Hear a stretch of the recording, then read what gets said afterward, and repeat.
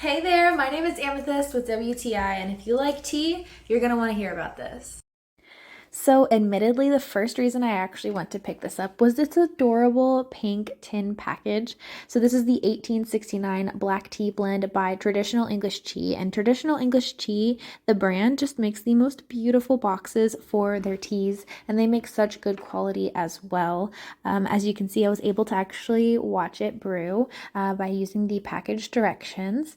This one specifically comes with 40 bags, which is such an amazing deal. And as you can see, look at how beautiful the color of this has. It has got this nice, full, fresh flavor, just like it says it should. I love that it is not overly bitter, and when brewed correctly, it doesn't have that super intense aftertaste that a tea that might have gotten overbrewed or isn't as fresh could have. So there you have it. I love this so very much, and that is my point of view.